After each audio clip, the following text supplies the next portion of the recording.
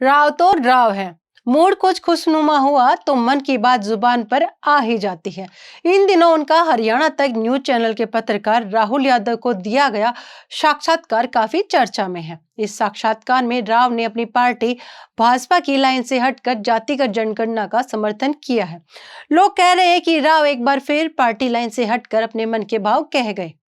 राव की बात आगे बढ़ाने से पहले निशा का नमस्कार और हमारे चैनल एनजेपी हरियाणा को लाइक व सब्सक्राइब करने का अनुरोध स्वीकार करें।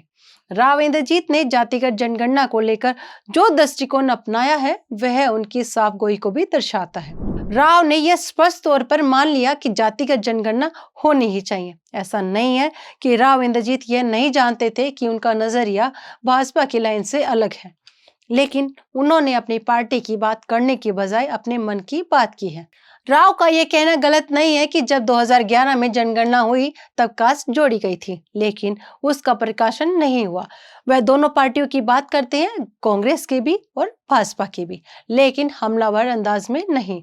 वह समझाइश की भाषा में ये कहते हैं कि जनगणना के 4 साल बाद तक कांग्रेस की सरकार थी और बाद में उसकी पार्टी भाजपा की सरकार है, लेकिन किसी ने भी जातिगत जनगणना का प्रकाशन नहीं करवाया।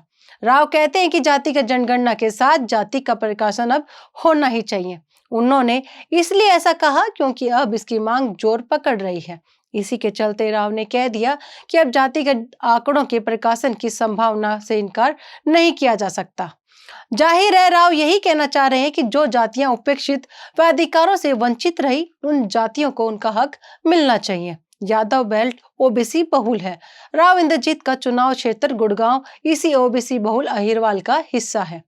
राव ने साक्षात्कार में जातिगत जनगणना की पैरवी करके यह संदेश देने का प्रयास किया है कि उन्हें भी ओबीसी मतदाताओं की चिंता है। राहुल यादव से बातचीत के बाद एनजेपी ने भी राव से जब उनके दृष्टिकोण को लेकर संपर्क किया तो राव ने साफ गोई में वही बातें दोहराई।